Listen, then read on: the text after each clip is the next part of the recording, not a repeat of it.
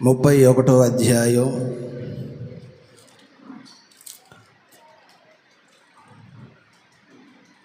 8వ వాక్యము చదువుకుందాం. ముందర నడుచువాడు యెహోవా, ఆయన నీకు తోడయుండును. ఆయన నిన్ను విడువడు, నిన్ను ఎడబాయడు. భయపడకుము, విస్మయం అందుకుమని ఇశ్రాయేలులందరి ఎదుట అతనితో చెప్పాను. దేవునికి మహిమ కలుగును గాక. చెప్పని గట్టిగా హల్లెలూయా. ఇక్కడ మోషే నాయకత్వం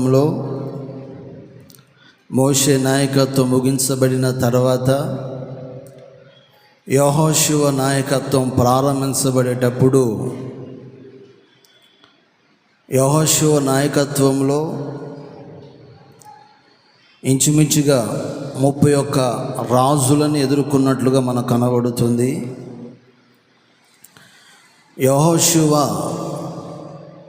ఎక్కువగా తన పరిపాలనలో, తన నాయకత్వంలో ఎక్కువగా యుద్ధాలు చేసినట్లుగా కనబడుతుంది. యెహోషువ కాలంలో జరిగిన యుద్ధాలు మోషే నాయకత్వంలో లేవు. యెహోషువ నాయకత్వంలో నడిపింపులో యుద్ధాలు ఎక్కువగా జరిగాయి. మోషే యెహోషువతో మరి ఎందుకు చెప్పాడు ఈ మాట మోషేకి తెలుసు. మోషే యెహోషువ ఒకవేళ భయాందోళన మధ్య నడిపించబడుతున్నాడేమో, యెహోషువ ఒకవేళ కృంగిపోతున్నాడేమో అని చెప్పేసి మోషే యెహోషువతో ఇట్లా అంటున్నాడు, నీ ముందర నడుచువాడు యెహోవా, ఆయన నీకు తోడయుండును. నీ ముందర నడుచువాడు యెహోవా, ఆయన నీకు తోడయుండును. మోషే యెహోషువతో అంటున్నాడు. తర్వాత 6వ వాక్యంలో అంటాడు, నీతో కూడా వచ్చువాడు నీ దేవుడైన యెహోవాయే. నీతో కూడా వచ్చువాడు నీ దేవుడైన యెహోవాయే. 3వ వాక్యంలో అంటాడు, యెహోవా నీ ముందుగా దాటిపోవును. యెహోవా నీ ముందుగా దాటిపోవును అనే మాటలు యెహోషువతో మోషే చెప్తున్నాడు. చూడండి, నీ ముందర నడుచువాడు యెహోవా నీకు తోడయుండి నడిపించునుగాక. నా దేవుడు ఇది మొదలుకొని మీ ముందర నా దేవుడిని యెహోవా నడిపించుబడునుగాక. గట్టి చెప్పండి హల్లెలూయా. బైబిల్లో మీరు నోట్ చేసుకోండి, చదవమన్న మాటలు చదివితే చాలు. నిర్గమ పుస్తకం 32వ అధ్యాయం 1వ వాక్యంలో ఏమని ఉందంటే, ఇశ్రాయేలీయులు తమ ముందర నడిపించబడడానికి ఒక దేవత మాకు కావాలి అని అడుగుతున్నారు. ఎవరు కావాలంటే వారికి, మా ముందర నడవడానికి మాకు ఒక దేవత కావాలి అని అంటున్నారు. అంటే దేవత అంటే దేనికి సాదృశ్యం అంటే స్వభావాలు. ఏంటండి? స్వభావాలు మన ముందర నడిపించబడకూడదు. మా ముందర నడవడానికి మాకు ఒక దేవత కావాలని ఇశ్రాయేలీయులు అంటున్నారు. అక్కడ నిర్గమ పుస్తకం 13వ అధ్యాయం 21వ వాక్యంలో ఉంటుంది. అక్కడ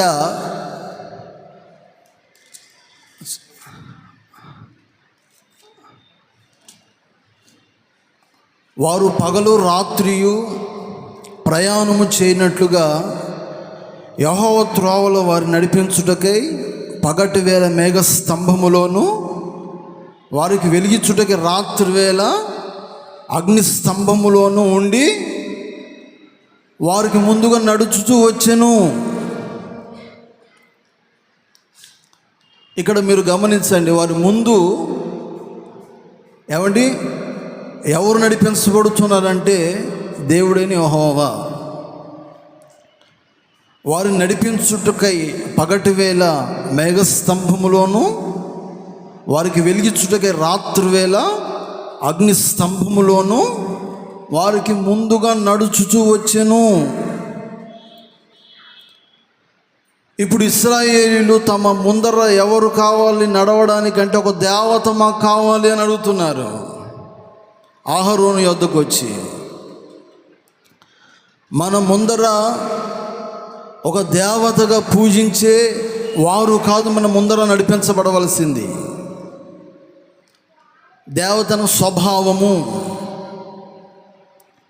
హబకుక్ పుస్తకములో 1వ అధ్యాయం 11వ వాక్యములో ఏమని ఉంటుందంటే, తమ బలమునే వారు దేవతగా భావించుకొని తమ ముందర నడిపించుకుంటున్నారట. దేనిని చూసి వారు అంటే తమ బలమునే వారి దేవతగా భావించుకొని.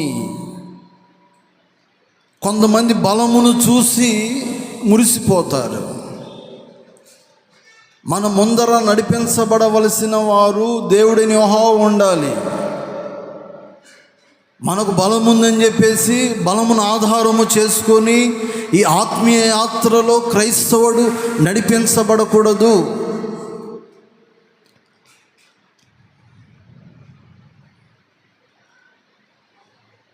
సమూయేలు మొదటి పుస్తకం 15వ అధ్యాయం 23వ వాక్యంలో ఏమని ఉంటుందంటే, మూర్ఖత్వము వారు దేవతగా పెట్టుకొని నడిపించబడుతున్నారు. వారిలో ఏముంది? మూర్ఖత్వం అగపరుచుకుంటున్నారు. బలము, మూర్ఖత్వము ఇవి ఉండకూడదు. తిమోతి మొదటి పుస్తకం 5వ అధ్యాయం 24వ వాక్యములు ఏమని ఉంటుందంటే, కొందరి పాపములు వారి ముందర నడిపించబడుతున్నాయి. ఏం నడిపించబడుతున్నాయంటే చెప్పండి? కొందరి పాపములు వారి ముందర నడిపించబడుతున్నాయి. మన ఎదుట నడిపించబడవలసింది పాపము కాదు. కొలస్సీల పుస్తకం 3వ అధ్యాయం 5వ వాక్యంలో ఏమనుంటుందంటే, ధనాపేక్ష వారి ముందర దేవతగా ఒక స్వభావంగా ధనాపేక్షను ఆధారము చేసుకొని నడిపించబడుతున్నవారు కనబడుతున్నారు. మనము క్రైస్తవుడు ధనం వెంట పరిగెత్తకూడదు. ధనమే చెప్పండి, ధనమే మన వెంట పరిగెత్తుకొని రావాలి. దేవునికి స్తోత్రం చెప్పండి గట్టిగా. మనము ధనం వెంట పరిగెత్తని అవసరం లేదు. ధనమే మన వెంట పరిగెత్తుకుంటూ వచ్చును గాక. గట్టి చెప్పండి హల్లెలూయా. ఏమండి, ఇప్పుడు మన ముందర నడవలసింది ఎవరు తెలుసా? నీ ముందర నడుచువాడు నీ దేవుడైన యెహోవా నీకు తోడయుండి నడిపించును గాక. నిన్ను విడవడు, ఎడబాయడు. హల్లెలూయా. చెప్తాం గట్టిగా హల్లెలూయా. మన ముందర ఎవరు నడవాలో తెలుసా? మనం ఆరాధిస్తున్న పరిశుద్ధుడైన ప్రభుని యేసు క్రీస్తుల వారు ఇది మొదలుకొని మీ ముందర నడిపించును బడునుగాక. గట్టిగా హల్లెలూయా, హల్లెలూయా.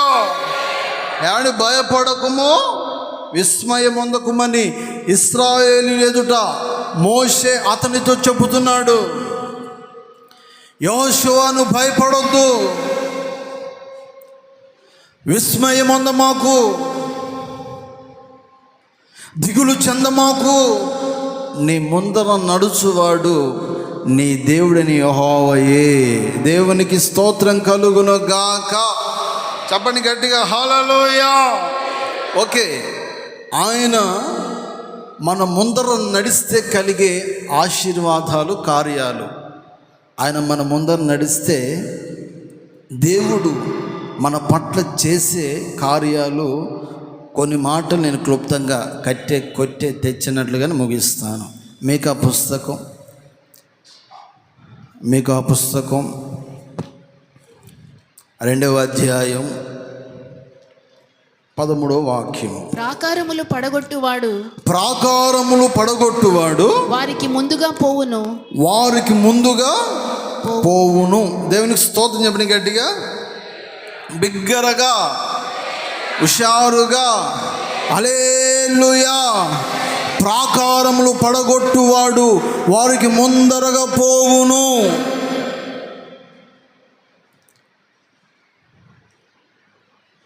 ఆత్మీయ జీవితంలో, ఈ ఆత్మీయ యాత్రలో మనం సాఫీగా నడిపించబడకుండా ఉండడానికి కొన్ని ప్రాకారాలు మన ఎదుట సాతానుగాడు పెడతాడు. ఈ ఆత్మీయ యాత్రలో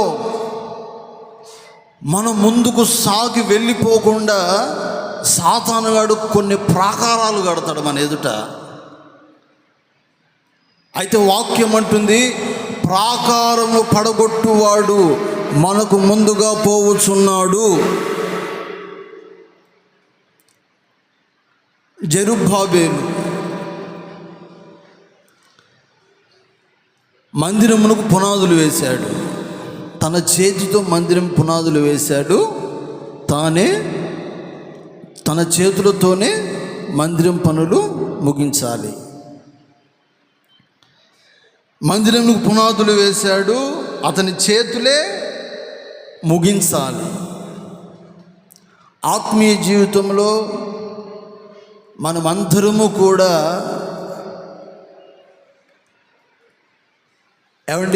ఒక మంచి పునాది వేసుకోవాలి. దేవుని మందిరం అంటే మనమే. మనము దేవుని ఆలయమై ఉన్నాము.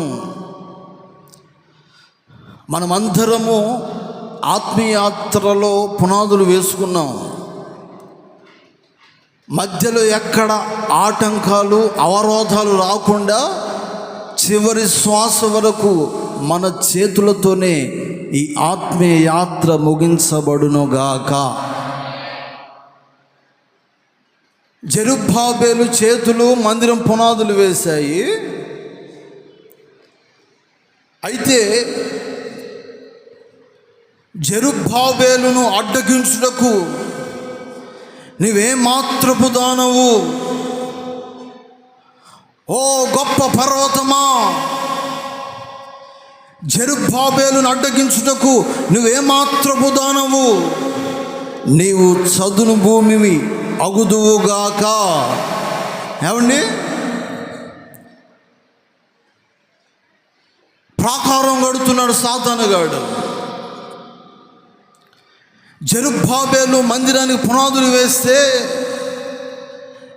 ఒక గొప్ప పర్వతం అడ్డగించడానికి ఎదురవుతుంటే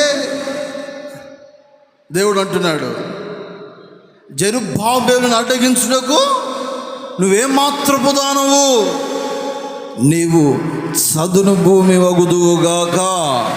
నీవు చదువును భూమి వగుదువుగాక. నీ ఎదుట సాతానుగాడు ఏ ప్రాకారాలు కట్టాడు అవన్నిటిని కూడా నా దేవుడు కుప్ప కూల్చునుగాక.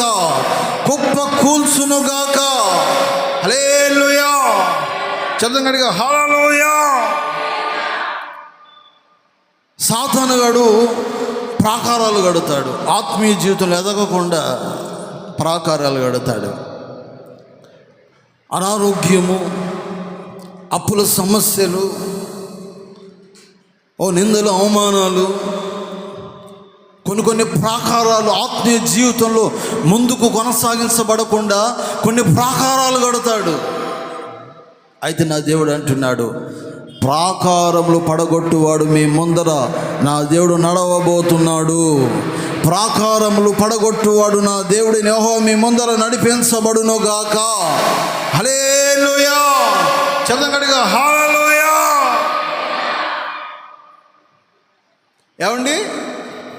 బైబిల్లో కొంతమంది భక్తులు వారికి వారే సొంతగా ప్రాకారాలు కట్టుకుంటారండి. ఎలా ఏం కట్టుకుంటారు? ప్రాకారాలు కట్టుకుంటారు. సామెతల పుస్తకం 18వ అధ్యాయం 11వ వాక్యములో చదవండి. ధనవంతునికి వాని ఆస్తి ఆశ్రయ పట్టణం, వాని ఆస్తియే ఆశ్రయ పట్టణము, వాని దృష్టికి అది ఎత్తైన ప్రాకారము. చూడండి, ఇక్కడ ఒక ధనవంతుడు వాడు ఏది ప్రాకారంగా కట్టుకున్నాడంటే తన ధనము తనకు ప్రాకారముగా నిలబెట్టుకున్నాడు.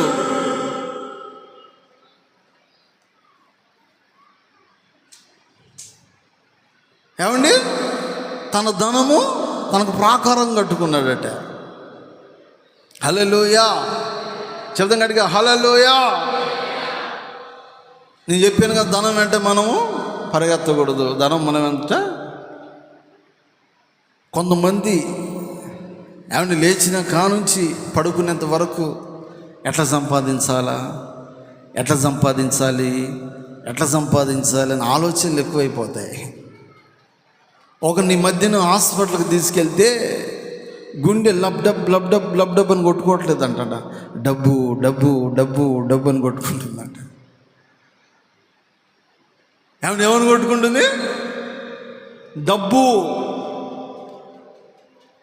అని ధనమును మనకు ప్రాకారంగా కాదు కట్టుకోవాల్సింది.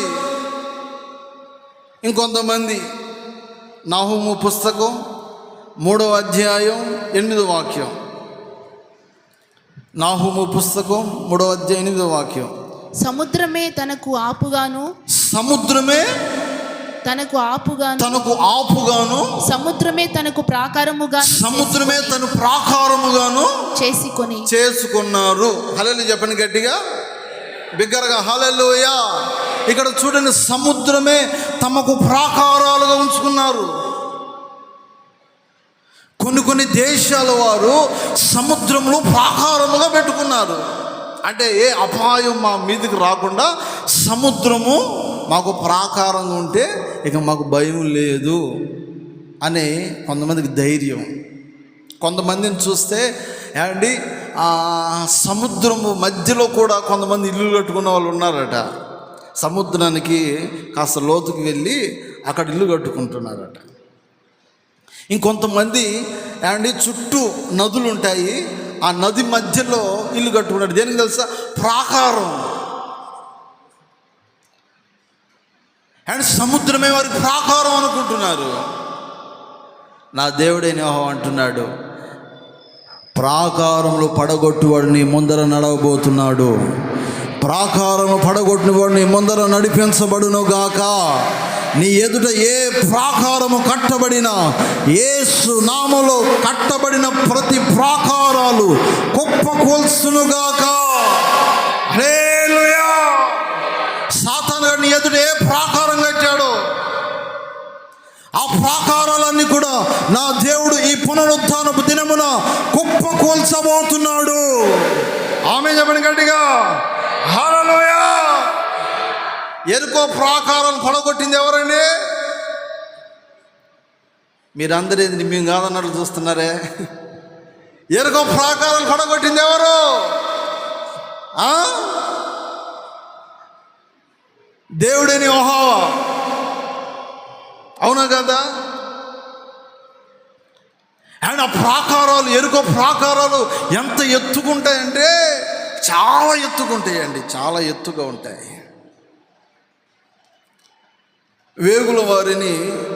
వేగుల వారిని కొంతమందిని ఆ పాలు తేనెలు ప్రవహించు కానాను దేశానికి వెళ్ళి మీరు అక్కడ పరిస్థితిని కనుక్కొని రాపోండి అని కొంతమందిని పంపిస్తే ఆ వేగుల వారు ఏమండి ఆ పాలు తేనెలు ప్రవహించు కానాను దేశానికి వెళితే అక్కడ ఎత్తైన ప్రాకారాలు ఉన్నాయటండి.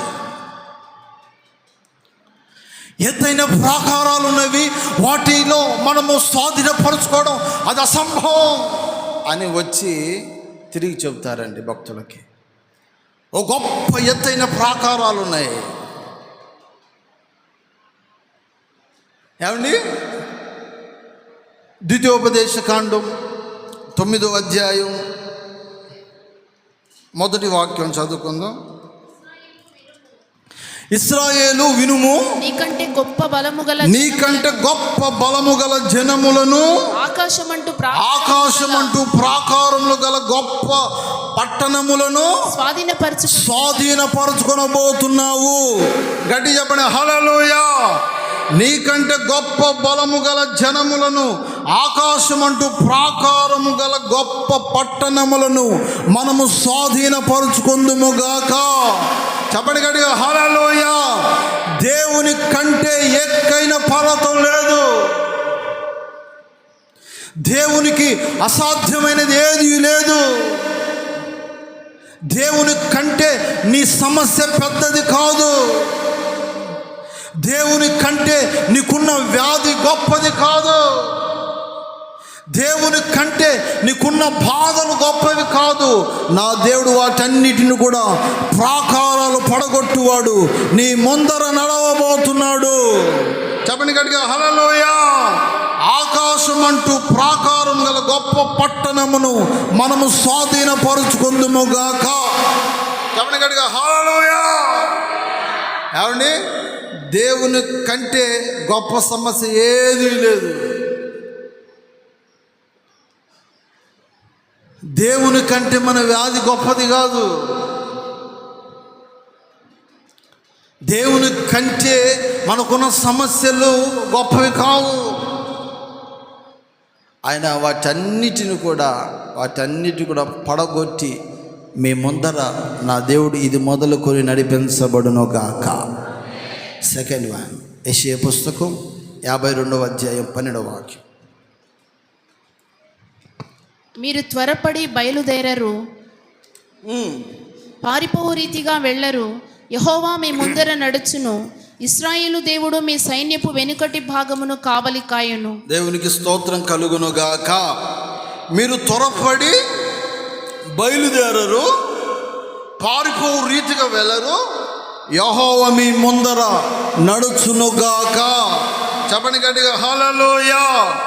ఏమండి? యెహోవా మీ ముందర నడుచునుగాక. మీరు త్వరపడి బయలుదేరరు, పారిపోవు రీతిగా మీరు వెళ్ళకూడదు. ఎలా వెళ్ళకూడదు అంటే మనం చెప్పండి, పారిపోవు రీతిగా వెళ్ళకూడదు. మనం ఆరాధిస్తున్న దేవుడు మన ముందర నడిపించబడుతున్నాడు గనుక మనం పారిపోవు రీతికి వెళ్ళకూడదు.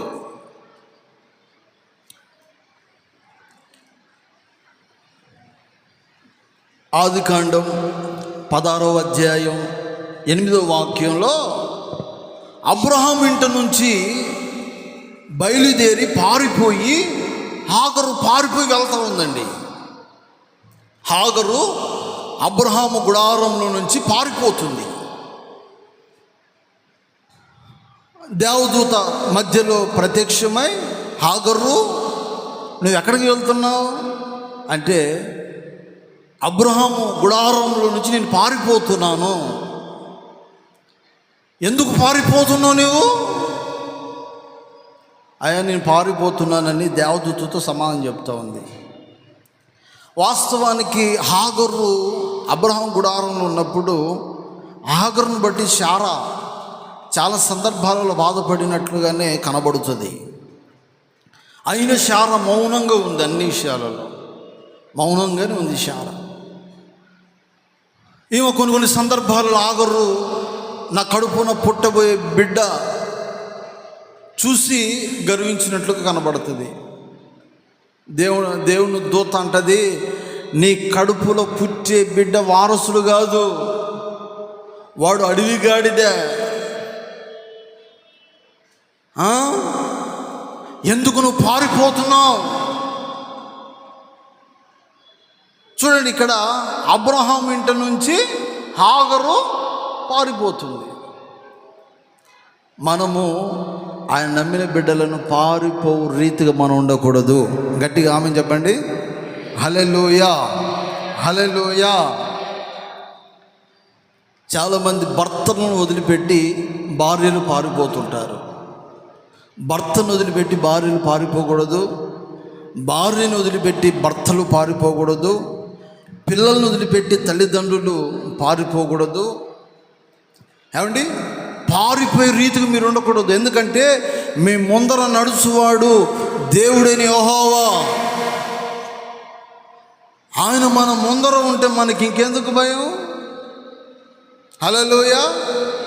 చూడండి, యోనా పుస్తకం 1వ అధ్యాయం 1వ వాక్యం, 1వ అధ్యాయం 10వ వాక్యం చదవండి. తాను యెహోవా సన్నిధిలో నుండి పారిపోవచ్చున్నట్టు, తాను యెహోవా సన్నిధిలో నుండి పారిపోవచ్చున్నాడు. యోనా, దేవుడు ఏం చెప్పాడు యోనకి? ఎక్కడికి వెళ్ళమన్నాడు? చెప్పండి, నోరు తెరిచి. ఎక్కడికి వెళ్ళమన్నాడు? నినివే పట్టణమునకు వెళ్ళమన్నాడు. యోనా తర్షీషుకు వెళ్ళాడు. మీకు తెలుసు, ఆ ప్రయాణంలో ఒక గొప్ప అలల చేత ఓడ కొట్టబడుతుంది, గొప్ప సునామీ, ఓడ మునిగిపోతుంది. ఇప్పుడు వారు ఏం చేయలేని పరిస్థితులు నడిపించబడుతున్నారు.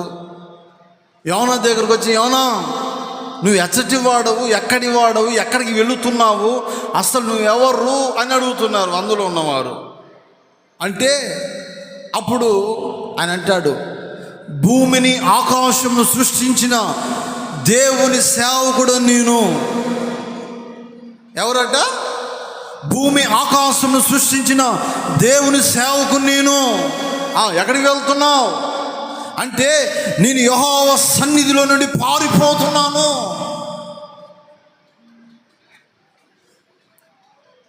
పారిపోయే రీతి ఉండకూడదండి. క్రైస్తవుడైనా, సేవకుడైనా, ఆత్మీయుడైనా ఎవరైనా సరే పారిపో రీతి ఉండకూడదు.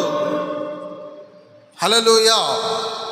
చెప్పండి గట్టిగా, హల్లెలూయా. అని మనం పారిపోకూడదు. యాకోబు పుస్తకం 4వ అధ్యాయం 7వ వాక్యం చదువుకుందాం. 4వ అధ్యాయం 7వ వాక్యం. కాబట్టి దేవునికి లోబడి ఉండుడి. కాబట్టి మీరు దేవునికి లోబడి ఉండండి, అపవాదిని ఎదిరించుడి. అపవాదిని ఎదిరించండి, అప్పుడు వాడు మీ యొద్ద వాడు అపవాది మీ యొద్ద నుండి పారిపోవును. గట్టిగా అలాగే చెప్పండి. మీరు దేవునికి లోబడి ఉండండి, అప్పుడు మీరు అపవాదిని ఎదిరించండి, వాడు మీ యొద్ద నుండి పారిపోతాడు. అపవాదిని చూసి మనం పారిపోకూడదు. మనల్ని చూస్తే అపవాది పారిపోవాలి. హల్లెలూయా. అందరూ ఏంది బైబిల్ కింద చూస్తున్నా? నాకే చూడండి, స్తోత్రం చెప్పండి గట్టిగా, గట్టి చెప్పండి. అందరికి నా వైపు చూడండి, అటు ఇటు దిక్కులు చూడొద్దు, నా వైపు చూడండి. మీరు దేవునికి లోబడి ఉండండి, అప్పుడు అపవాదిని ఎదురించండి, వాడు మీ వద్ద నుండి పారిపోతాడు. మనల్ని చూసి అపవాది పారిపోవాలి, కానీ అపవాదిని చూసి మనము చెప్పండి పారిపోకూడదు. నిన్ను చూస్తే అపవాది కొనుక్కు పుట్టాలా. ఒకరోజు ఒక పాస్టర్ గారు నేను చూశానండి.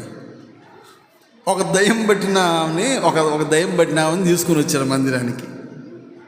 దయ్యం పట్టినామని తీసుకొచ్చారు. ఆమె మంచి దయ్యం పట్టింది. ఏమండి, ఒక పాస్టర్ గారు ప్రార్థన చేస్తున్నాడు. పో పో అంటే, నేను పోను పోతో లేదో చెప్పు పో అంటున్నాడు. అదే నేను పోను అంటది. పక్కన కొంతమంది ఉన్నారు కదా భక్తులుంటే, మీరు కూడా పోండి అని చెప్పండి అంటే, పో అంటున్నారు అందరు కలిసి. ఇంకెంతకు పోవట్లేదు. సరే బైబిల్ తీసుకుని నెత్తిన ఒకటి కొడుతున్నారు, పో పో అని కొడుతున్నా పోవట్లేదు. గట్టి చెప్పండి రేసు రక్తం, మీరు అందరు గట్టి చెప్పండి అంటే అందరు ఏసు రక్తం అంటున్నారు. పాస్ గారు పో పో అంటే అదేం పోవట్లే. నేను పోను అంటే, సర్లే నేనే పోతాం ఇంకా ఉంటానని సర్లే నేనే పోతాం చేసి పాస్ గారు బ్యాగులో బైబిల్ పెట్టుకుని వెళ్ళిపోయాడు. ఏమండి, మనము అపవాది మనం చూస్తే పారిపోవాలా. ఎప్పుడు పారిపోతాడు తెలుసా మన యొద్ద నుంచి? ఎప్పుడైతే నువ్వు దేవునికి లోబడి నువ్వు నడిపించబడుతావో అప్పుడు నువ్వు అపవాదిని ఎదిరిస్తే వాడు నీ యొద్ద నుండి పారిపోతాడు. చెప్పండి గట్టిగా హల్లెలూయా, బిగ్గరగా హల్లెలూయా. ఈ రోజున చాలా మంది గుడారాలలో సాతానుగాడు పెనుపీట వేసుకుని ఏలుబడి చేస్తున్నాడంటే గల కారణం ఎందుకో తెలుసా? వారు దేవుని సన్నిధికి భయపడట్లేదు. కొంతమంది గృహాలలో సాతానుగాడు పీడిస్తున్నాడు. ఎందుకంటే వారు దేవునికి లోబడి ఉండట్లేదు కనుక సాతానుగాడు వాడి గుడారంలో పెనుపీట వేసుకుని కూర్చున్నాడు. నేను పోను, పోతావా అంటే పోను. ఎందుకు పోతాడు? నువ్వు మంచి చోటు, మంచి ఏమంటే హృదయాంతరంగంలో వాడికి స్థలం సిద్ధపరిస్తేవి వాడేం కొనుక్కునే, నేను పోనన్నట్లు కూర్చునే. ఏమండి, ఈ రోజున క్రైస్తవ కుటుంబాలలో కూడా చాలామంది ఈ దయ్యపు శక్తులతో పీడించబడుతున్నారు, కనబడుతుంటారండి. హల్లెలూయా, చెప్పండి గట్టిగా హల్లెలూయా. కానీ అపవాదికి మీరు దేవునికి లోబడి ఉండేటప్పుడు అపవాది మీ వద్ద నుండి చెప్పండి గట్టిగా పారిపోతారు.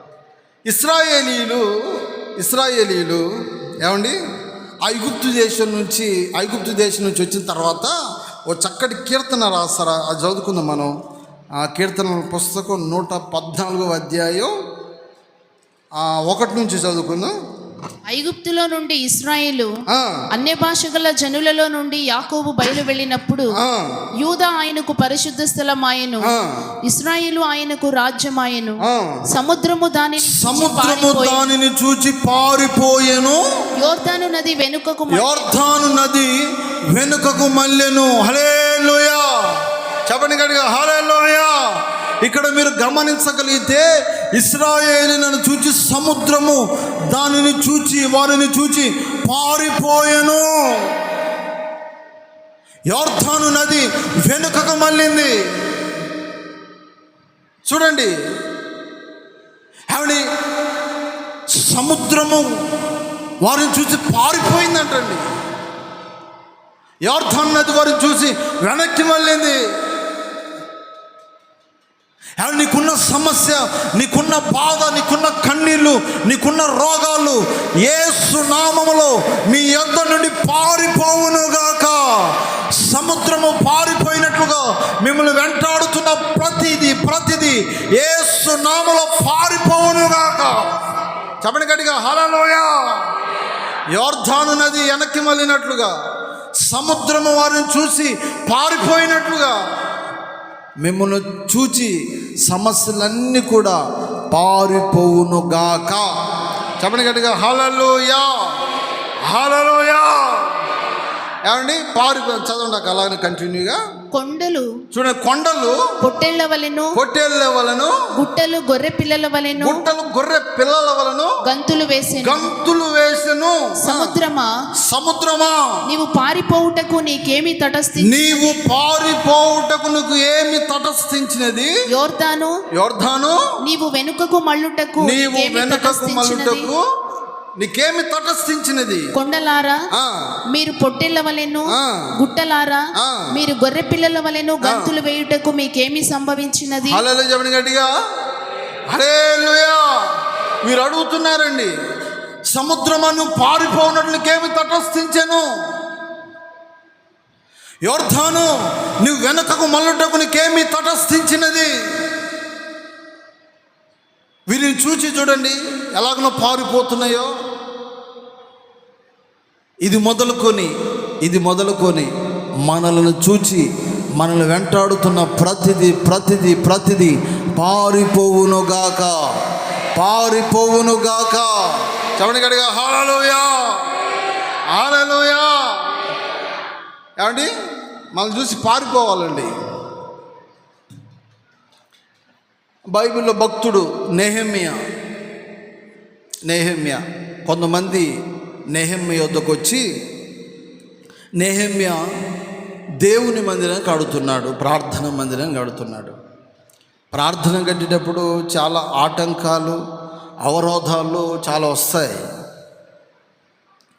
నెహెమ్యా ప్రార్థన మదిన కడుతుంటే కొంతమంది వచ్చి, నెహెమ్యా నీ మీద చాలామంది కంకణం కట్టారు, నేను చంపాలని ఉద్దేశించారు, నీవు దయచేసి ఇక్కడ నుంచి పారిపో. నెహెమ్యా పుస్తకం 6వ అధ్యాయం 11వ వాక్యంలో ఉంటుంది, నేను నా వంటివాడు పారిపోవచ్చు, నేను నా వంటివాడు పారిపోవచ్చునా, ఇంతవాడనైనా నేను నా ప్రాణమును రక్షించుకొనుటకైనను గర్భాలయమున ప్రవేశింపవచ్చునా. దేవుని స్తోత్రం చెప్పండి గట్టిగా. చూడండి, కొంతమంది వచ్చి భక్తులు, ఈ నెహెమ్యా నువ్వు పారిపో, నిన్ను దండెత్తి కొంతమంది నిన్ను చంపడానికి వస్తున్నారు అంటే నెహెమ్యా ఏమంటాడు తెలుసా, నేను ఇంతటి వాడను, నేను పారిపోవచ్చునా, నేను నా అంటి వారు ఏమండి పారిపోవచ్చునా అనండి అందరూ, నేను నా వంటి వాడు పారిపోవచ్చునా.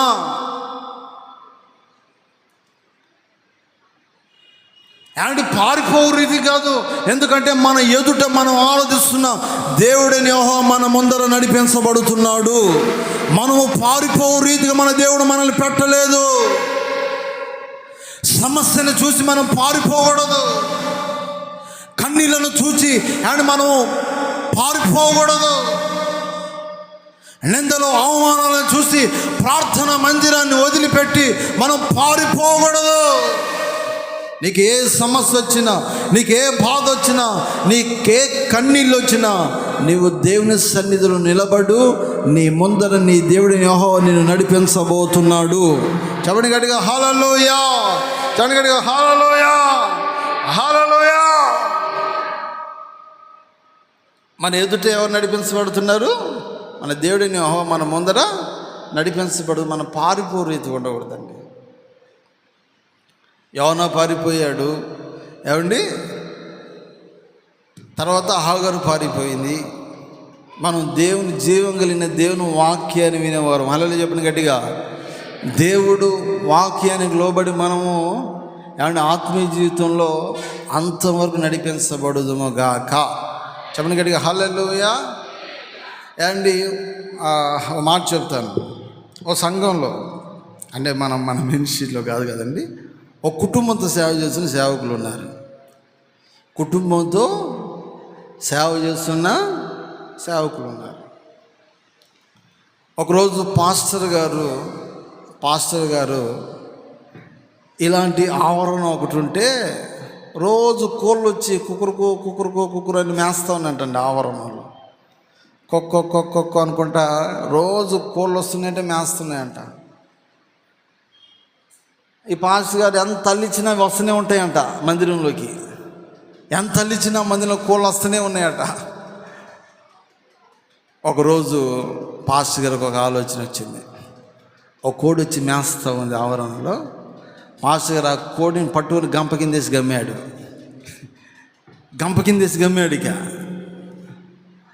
ఇంకా ఆదివారం వచ్చింది, శనివారం గమ్మాడు, ఆదివారం వచ్చింది.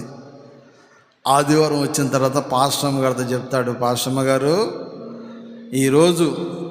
ఈరోజు నాటుకోడి కమ్మి పెట్టాను గంప కింద, నేను వాక్యం చెప్తాను, ముగిస్తాను, శుభ్రంగా నువ్వేం చేస్తావు తెలుసా, ఆ నాటుకోడి కూర మసాలా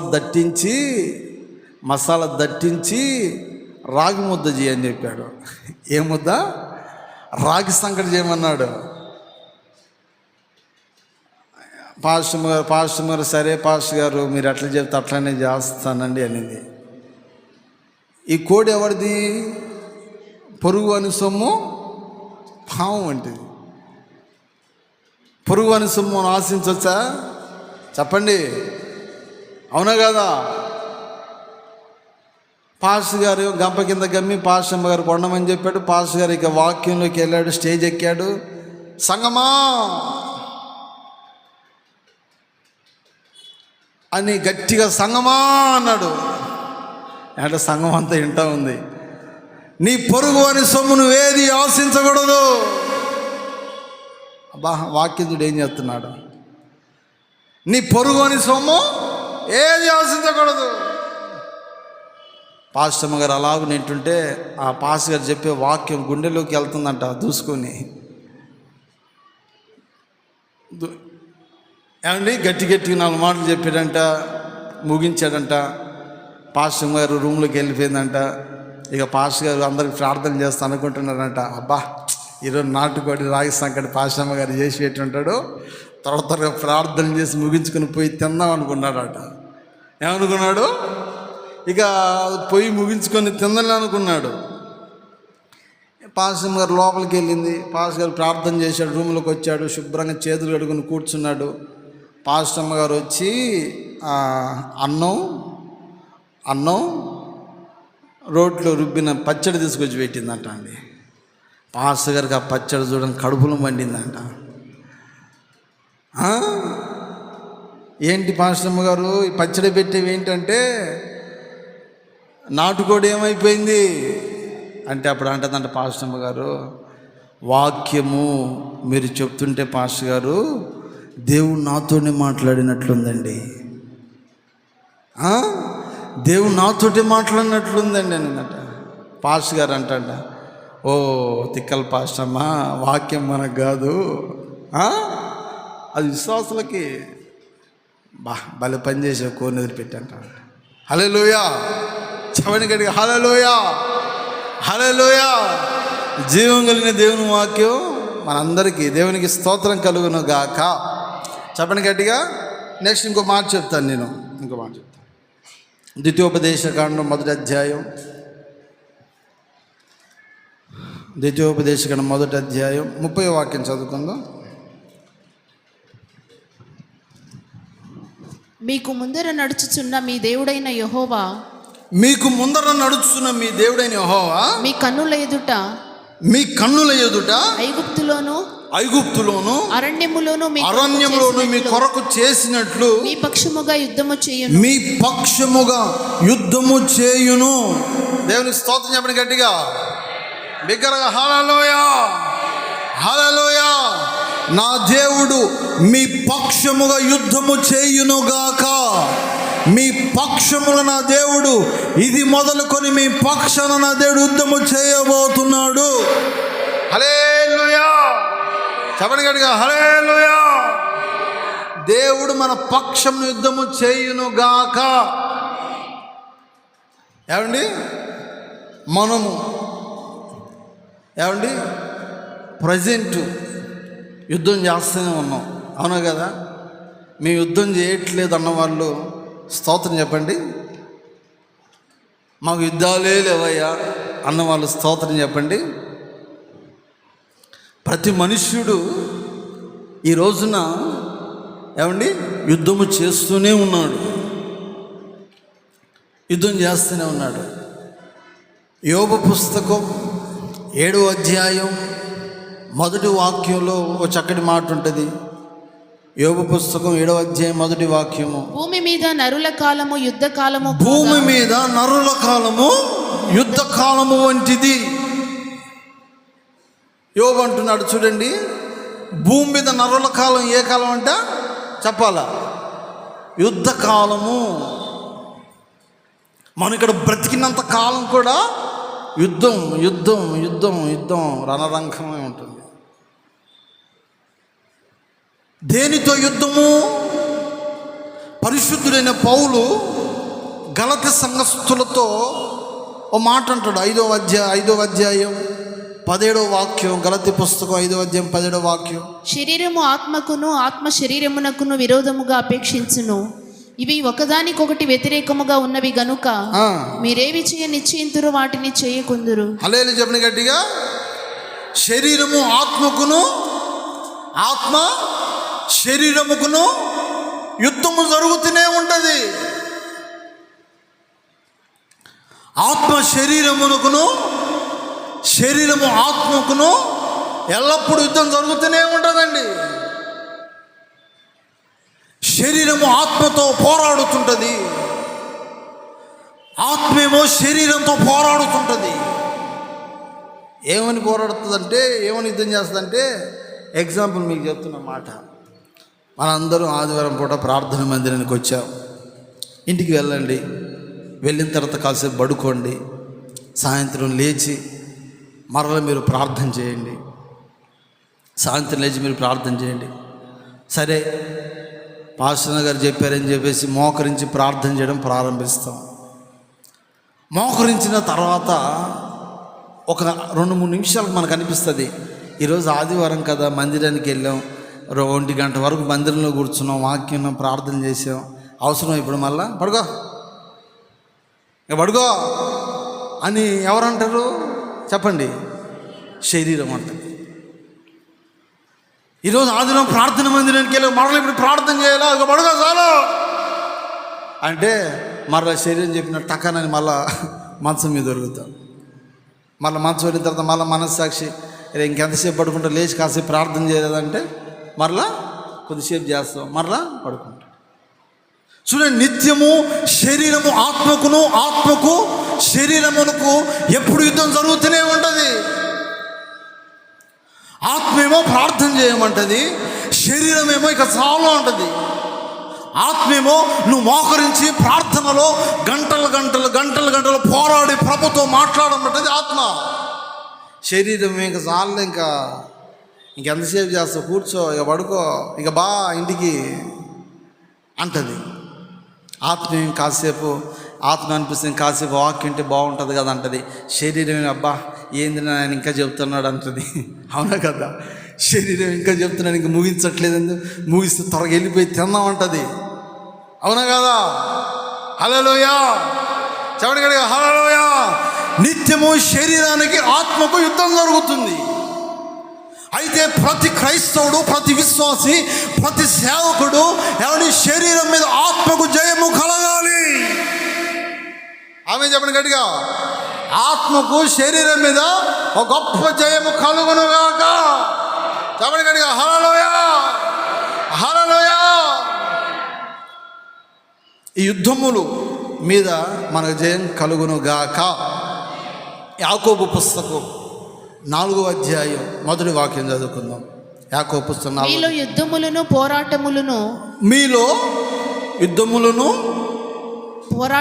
పోరాటములను దేని నుండి దేని వలన కలుగుచున్నాయో మీ అవయవములలో పోరాడు మీ భోగేచ్ఛల నుండియే కదా. మీ అవయవములలో పోరాడు మీ భోగేచ్ఛల నుండియే కదా మీరు ఆశించుచున్నారు గాని మీకు దొరుకుటలేదు. హల్లెలూయా చెప్పండి గట్టిగా. అసలు యుద్ధము దేని వలన కలుగుతుందో తెలుసా? శరీరేచ్ఛల వలన ప్రతి ఒక్కరు యుద్ధం చేస్తూ ఉన్నారటండి. అసలు యుద్ధములు ఎక్కడ ప్రారంభించబడుతున్నాయి అంటే శరీరేచ్ఛ, భోగేచ్ఛల యందు ప్రారంభించబడుతుంది. దావీదు మహారాజు ఉన్నాడు. దావీదు మహారాజు దేవుని పక్షమున ఎప్పుడు యుద్ధానికి వెళ్ళినా, నేను దేవుని పక్షమున మీ మీదకి యుద్ధానికి వస్తున్నాను, ఆయుధాలు తీసుకొని వెళ్ళట్లేదు, ఖడ్గాలు తీసుకొని వెళ్ళట్లేదు, శిరస్త్రానం పెట్టుకొని ఢాలు పెట్టుకొని వెళ్ళట్లేదు, కానీ యేసు క్రీస్తు పేరట నేను దేవుని పక్షాన మీ మీదకి యుద్ధానికి వస్తున్నాను అన్నాడు దావీదు. కానీ దావీదు ఎక్కడ పడిపోయాడు తెలుసా? శరీరం మీద జయం పొందుకోలేదు, భోగేచ్ఛలందు పడిపోయాడు, ఒంటరిగా మిగిలాడు.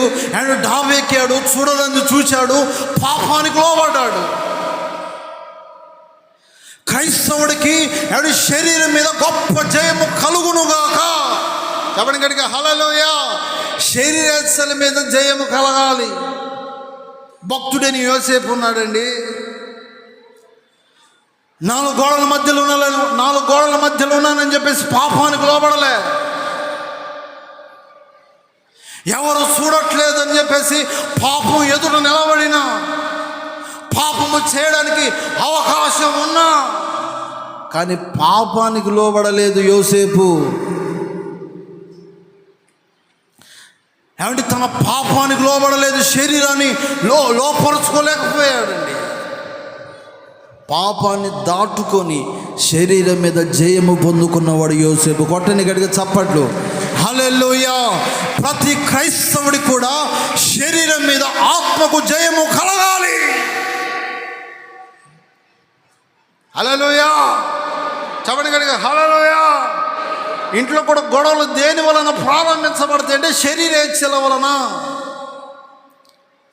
కొన్ని గుడారాలలో ఎప్పుడు సమాధానం, సంతోషము, కన్నీళ్ళ మధ్యలో నడిపించబడిన కారణం ఏందో తెలుసా?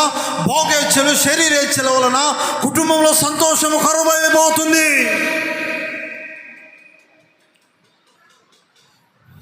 ఇప్పుడు మనమందరము కూడా దేని మీద మనకు జయం కలగాలి? చెప్పండి గట్టిగా. దేని మీద మనకు జయం కలగాలి? శరీరేచ్ఛల మీద మనకు జయం కలగాలి. దేవునికి మహిమ కలుగును గాక. చూడండి, ఇశ్రాయేలీలు ఐగుప్తు దేశంలో నుండి బయలుదేరి వెళుతున్నప్పుడు వారి ఎదుట ఎర్ర సముద్రం వచ్చిందండి. అయితే ఎర్ర సముద్రాన్ని దేవుడు దాటింపచేశాడు. 2 పాయలుగా దేవుడు చీల్చాడు. వెనక ఎవరు వస్తున్నారు? చెప్పరే, నోరు తెరిచి. నిద్ర వస్తున్నారు, గట్టిగా చెప్పండి. హల్లెలూయా. ఇక సార్లు ముగించన్న వాళ్ళు హల్లెలూయా చెప్పండి. హల్లెలూయా. ముగించాలా? గట్టిగా హల్లెలూయా. ఇప్పుడు చెప్పండి అందరు స్తోత్రం గట్టిగా, బిగ్గరగా.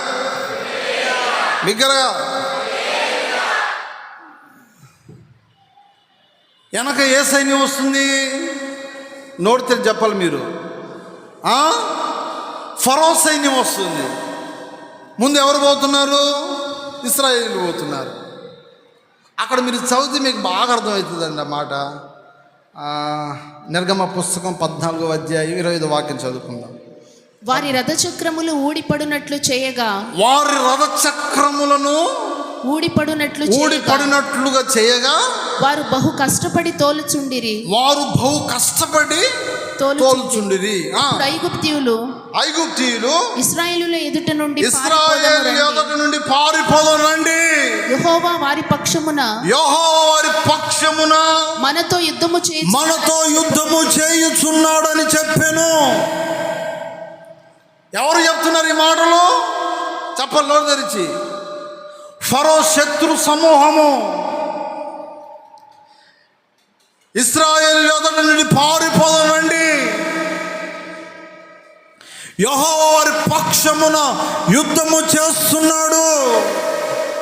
ఇశ్రాయేలు పక్షమున దేవుడు యుద్ధము చేసినట్లుగా ఇది మొదలుకొని నా దేవుడు మీ పక్షాన యుద్ధము చేయునుగాక. మీ ఎదుట ఉన్న ఎర్ర సముద్రం వంటి శ్రమలు, సమస్యలు యేసు నామములో తొలగించబడునుగాక. గట్టిగా హల్లెలూయా. శత్రు అనుకోవాలి మిమ్మల్ని చూసి. ఏమని అనుకోవాలి? వారు ఓసన్న ప్రార్థన మందిరానికి వెళ్ళే కుటుంబం, వారి పక్షాన దేవుడు ఉన్నాడు. ఆమెను చెప్పరే గట్టిగా. మా పక్షాన లేనన్నట్లుగా మౌనంగా ఉన్నారే. ఓసన్న ప్రార్థన మందిరానికి వెళ్ళే వారు జోలికి వెళ్ళకూడదు. వారి పక్షాన దేవుడని యెహోవా ఉన్నాడు. అట్లాగా మీ కుటుంబాలు ప్రవర్తించాలా? ఆమెను చెప్పండి. ఆమెను చెప్పరు దీనికి. ఆ విధంగా మనం దేవుని సన్నిధిలో ఉండాలి. శత్రు సంబంధుడైన ఇశ్రాయేలు పక్షాన దేవుడైన యెహోవా యుద్ధం చేస్తున్నాడని అంటున్నారు. హల్లెలూయా. చెప్పండి గట్టిగా హల్లెలూయా. నా దేవుడు ఇది మొదలుకొని మీ పక్షాన యుద్ధము చేయునుగాక. చెప్పండి గట్టిగా హల్లెలూయా. అండ్ మీ పక్షాన ఎవరు యుద్ధం చేయాలి? దేవుడు యుద్ధం చేయాలి. మీరు యుద్ధం చేసుకొని కొట్లాడుకోకూడదు. చిన్న సమస్య వచ్చిందని చెప్పేసి కొట్లాడుకోకూడదు. మీరు మీ పక్షాన, మీ కుటుంబ పక్షాన దేవుడు మాత్రం యుద్ధం చేయాలి. మీరు ఇంట్లో యుద్ధాలు చేసుకొని రోడ్డు మీదకి రాకూడదు. అవునా కదా? అయ్యగారికేం నోటి దురుసు ఎక్కువ, అమ్మగారికేం చేతి దురుసు ఎక్కువ. ఏదో నోరు తెరిచి అమ్మగారు మాట అంటాడు. అమ్మగారికి చేతి దురుసు, అయ్యగారికేమో నోటి దురుసు. ఏదో ఒక మాట అన్నాడని చెప్పేసి మూలకున్న చీపిరి కట్ట పట్టుకొని భయ బాధింది. ఆయన తిన్నగా నా దగ్గరకు వచ్చాడు.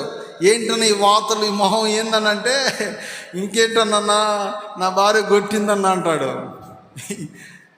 ఏమంటున్నాడండి? భార్య కొట్టిందంట. మీరు పోట్లాడుకోకూడదు. హల్లెలూయా చెప్పండి గట్టిగా, హల్లెలూయా.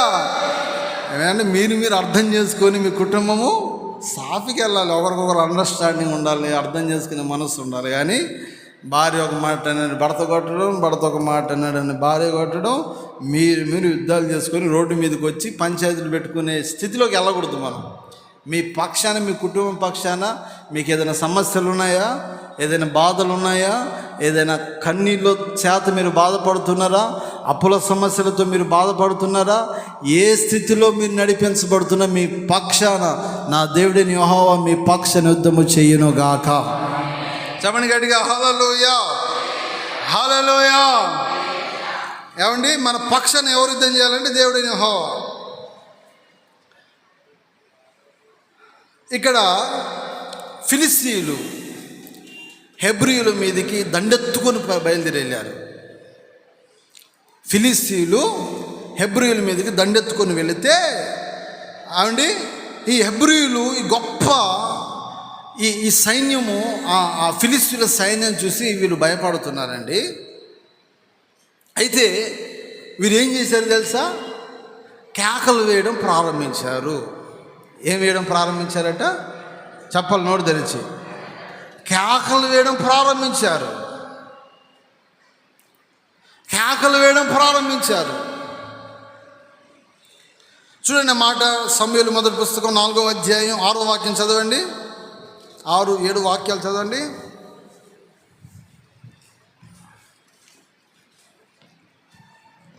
ఫిలిస్తీయులు ఆ కేకలు విని హెబ్రీయుల దండులో ఈ గొప్ప కేకల ధ్వని ఫిలిస్తీయుల కేకలు విని హెబ్రీయుల దండులో ఈ గొప్ప కేకల ధ్వని ఏమని అడిగి, యెహోవా నిబంధన మందసము, యెహోవా నిబంధన మందసము దండులోనికి వచ్చేనని తెలుసుకొని జడిసి దేవుడు దండులోనికి వచ్చనని అనుకొని అయ్యో మనకు శ్రమ, ఇంతకు మునుపు వారు ఇలాగూ సంభ్రమింపలేదు. అయ్యయ్యో మహాశూరుడగు ఈ దేవుని చేతిలో నుండి మనలను ఎవరు విడిపించగలరు? స్తోత్రం కలుగునుగాక. హల్లెలూయా చెప్పండి గట్టిగా, హల్లెలూయా. ఏమండి, హెబ్రీయుల దండులోకి ఆ యుద్ధంలో ఏమండి యెహోవా నిబంధన మందసం దండులోనికి తీసుకుని వచ్చారు. ఏమండి, వారు బిగ్గరగా కేకలు వేస్తున్నారు. వెంటనే ఆ శత్రు సమూహము జడిసి దేవుడు ఈ దండులోకి వచ్చాడు, దేవుడు ఈ దండులోనికి వచ్చాడు, వారి పక్షాన దేవుడు యుద్ధము చేయడం ప్రారంభించాడు అని శత్రు సమూహము మాట్లాడుకుంటుందండి. దేవునికి మహిమ కలుగును గాక. చెప్పండి గట్టిగా, హల్లెలూయా హల్లెలూయా. ఏమండి, వారు కేకలు వేయడం ప్రారంభించారు నిబంధన మందసం పట్టుకొని. ఏమండి, దేవుడు వారి పక్షాన యుద్ధము చేశాడు. దేవునికి మహిమ కలుగును గాక. చెప్పండి గట్టిగా, హల్లెలూయా హల్లెలూయా. భక్తులు దేవుడు చెప్పాడు వారికి, ఎరుకో ప్రాకారం చుట్టూ కూడా వారు 6 రోజులు రోజుకొకసారి దాని చుట్టూ తిరుగుతూ ఉన్నారు. ఎరుకో ప్రాకారం చుట్టూ. దేవుడు 7వ రోజు చెప్పాడు, ఈ 7వ రోజు 7 మార్లు మీరు తిరగండి అని చెప్తే, ఆ 7వ రోజు 7 మార్లు వారు కేకలు వేసుకుంటూ ఆ ఎరుకో ప్రాకారం చుట్టూ తిరగడం ప్రారంభించారు. వారి ఎదుట ఉన్న ఆ ఎరుకో ప్రాకారం కోల్చబడింది. హల్లెలూయా. వారి ఎదుట ఉన్న ఆ ప్రాకారం కోల్చబడింది. కనుక క్రీస్తునందు ప్రియమైన దేవుని బిడ్డలారా, ఏమండి, ఇది మొదలుకొని యెహోవా మీ పక్షాన యుద్ధము చేయునుగాక. చెప్పండి గట్టిగా, హల్లెలూయా. నేను లాస్ట్ మాట నేను చెప్పి ముగిస్తాను. చివరి మాట, సంఖ్యా పుస్తకం 14వ అధ్యాయం 14వ వాక్యం.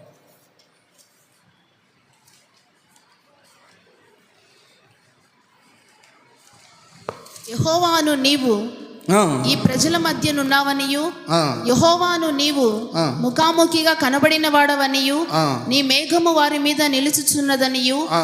నీవు పగలు మేఘస్తంభములోను పగలు మేఘస్తంభములోను రాత్రి అగ్నిస్తంభములోను రాత్రి అగ్నిస్తంభములోను వారి ముందర నడుచుచున్నావని వారి ముందర నడుచుతున్నావని వారు విని ఉన్నారు కదా. వారు పెరిగి ఉన్నారు. దేవునికి స్తోత్రం చెప్పండి గట్టిగా, బిగ్గరగా హల్లెలూయా చెప్పండి గట్టిగా, హల్లెలూయా.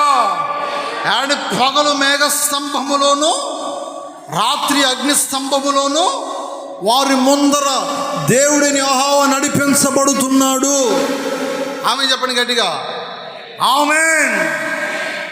అయితే అక్కడ మనం గమనించవలసిన విషయం ఏంటంటే, అక్కడ ఉన్న ఇశ్రాయేలీయులని దేవుడు ఏమంటాడు తెలుసా?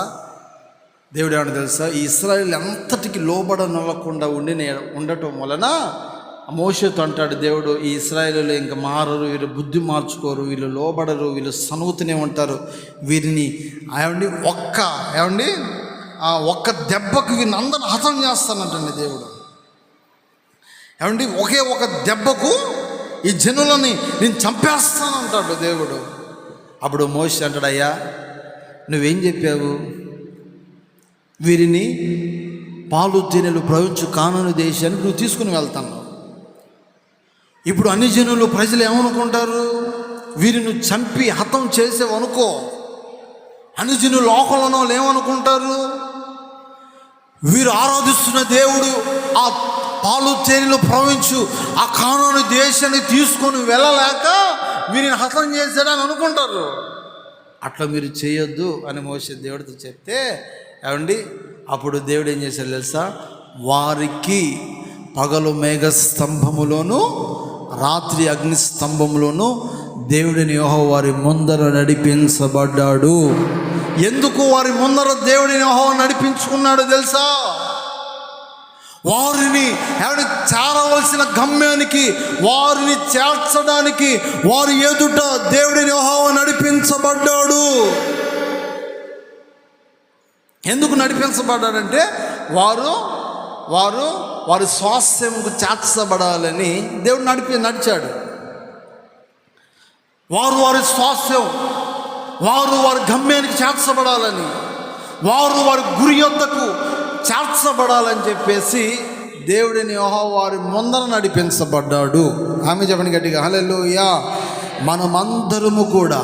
మనమందరము కూడా గమ్యానికి చేర్చే వరకు, గమ్యానికి చేర్చబడే వరకు మనం ఆరాధిస్తున్న దేవుడిని యెహోవా మన ఎదుట నిలబడునుగాక. మనలందరినీ చేయి పట్టుకొని భుజము తట్టి మనం ఆరాధిస్తున్న దేవుడు మనలందరినీ నడిపించునుగాక. చెప్పండి గట్టిగా, హల్లెలూయా హల్లెలూయా. మీరు ద్వితీయోపదేశకాండం 1వ అధ్యాయం 31వ వాక్యంలో ఏమని ఉంటుందంటే, మీరు ఈ చోటుకి చేరుదురు. ఏమండి ఆ చోటుకు చేరే వరకు కూడా దేవుడిని యెహోవా వారి ముందర, చెప్పండి, దేవుడిని యెహోవా వారి ముందర నడిపించబడ్డాడు. మనమందరం కూడా గురి యొద్దకి చేర్చబడే వరకు కూడా మనం ఆరాధిస్తున్న దేవుడు మన ఎదుట నడిపించబడును గాక. చెప్పండి గట్టిగా, హల్లెలూయా. మీరు ఏ గురి పెట్టుకున్నారు? ఏం గురి పెట్టుకున్నారు మీరు? చెప్పండి ఉదరిచి. కొంతమందికి ఒక గురి ఉంటుంది. ఒక ఇల్లు కట్టుకోవాలని ఒక గురి, గోల్. ఏం కట్టుకోవాలని చెప్పరని నోరు తెరిచి ఇల్లు కట్టుకోవాలని ఒక గోలు. ఒకరికేమో సొంత స్థలం కొనాలని ఒక గురి, ఇంకొకరికేమో ఇంకా ఒక కారు కొనుక్కోవాలని ఒకరి గురి ఉంటుంది. ఒక్కొక్కరు మిమ్మల్ని అడిగితే మీరు చెప్తారు, అన్న కారు కొనుక్కోవాలి ప్రార్థన చేయండి అని అంటారు. మేము ఇల్లు కట్టుకోవాలి ప్రార్థన చేయండి అని అంటారు. ఇంకా నాకు మంచి ఉద్యోగం రావాలి, ఏ విధం చేత నేను ఆ గవర్నమెంట్ ఉద్యోగం నేను సాధించాలి, దాని కొరకు ప్రార్థన చేయాలి. ప్రతి ఒక్కరు కూడా ఒక గురి ఉంటుంది. ఓకే, మంచిది. ఈ భౌతిక సంబంధమైన ఈ యాత్రలో ఈ భౌతికంగా కొన్ని గురి పెట్టుకుంటారు, వాస్తవమే.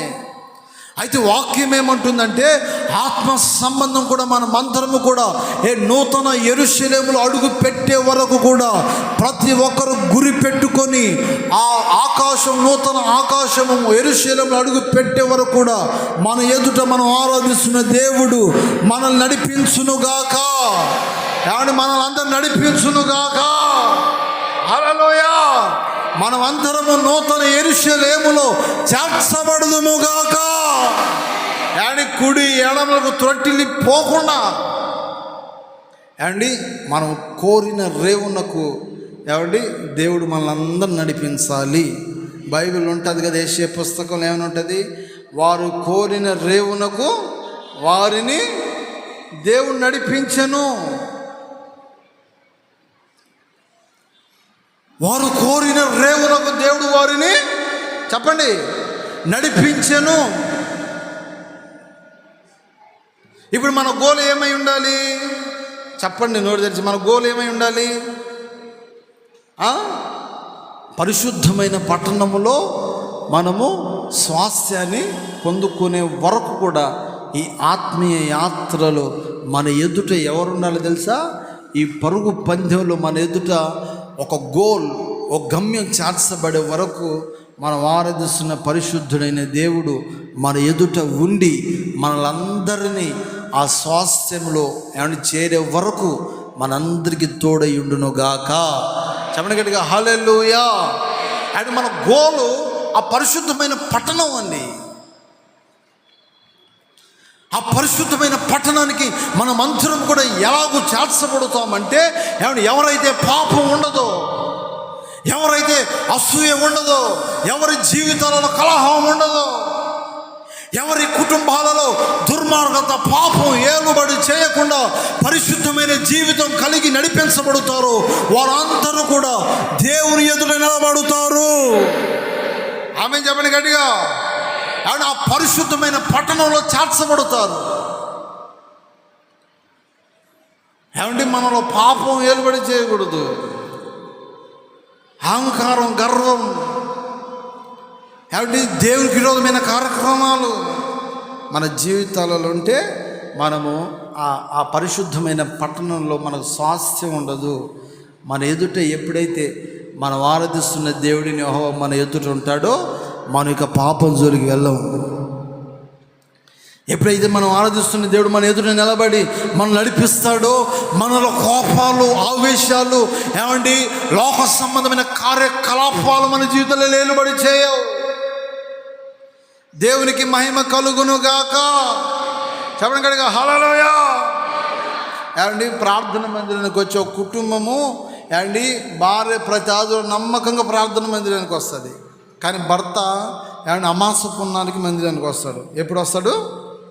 అమాస పున్నానికి మందిరానికి వస్తాడు. ఏమంటే నేను ఒకసారి చెప్పాను, ప్రతి ఆదివారం నమ్మకంగా ప్రార్థన మందిరానికి రావచ్చు కదండి, అసలే దేవుని రాకడ సమీపమై ఉన్నది, మేము ఆరాధిస్తున్న పరిశుద్ధుడైన దేవుడు ఆర్భాటముతోనూ ప్రథమ దూత శబ్దంతో ఆయన వచ్చినప్పుడు ఆయన ఎదుట మేము నిలబడతాం, మేము వెళ్తాము అంటే ఆయన అంటాడు, మీరు వెళ్ళినప్పుడు నేను కూడా వస్తానులేండి అంటాడు. ఏమంటున్నాడండి? మీరు వెళ్ళినప్పుడు మేము కూడా వస్తానులేండి అన్నాడు. నేను అన్నాను, నీకు చోటు లేదు, నువ్వు ఇంకా తాగుతూ ఉన్నావు, ఇంకా నువ్వు పాపంలో బ్రతుకుతున్నావు, ఇంకా నువ్వు అట్లా ఇట్లా నడిపించబడుతున్నావు, నీకు చోటు ఉండదు. నువ్వు పరిపూర్ణమైన మారు మనసు పొందుకొని ప్రార్థన మందిరానికి రా. నిన్ను, నీ కుటుంబాన్ని, నీ పిల్లలు పరిశుద్ధంగా మీరు జీవించండి. ఆ పరిశుద్ధమైన పట్టణంలో ఏమండి స్వాస్థ్యం కలుగుతుందని చెప్పానండి. అప్పుడు అంటాడు, ఆ తాగుబోతుడు అంటాడు, జ్ఞానంగా ఆలోచన చేసి అంటాడు, పాస్టర్ గారండి ఇంట్లో అందరు మందిరానికి రావాలా? అందరూ ప్రార్థన మందిరానికి రావాలా? మరి రావాలి కదా. ఏమండి మీ పిల్లలు అన్నం తింటే నీ కడుపు నిండిద్దా? చెప్పండి, మీ పిల్లలు అన్నం తింటే నీ కడుపు నిండిద్దా? నిండదయ్యా అన్నాడు. మరి నువ్వు కూడా రావాలయ్యా అన్నాడు.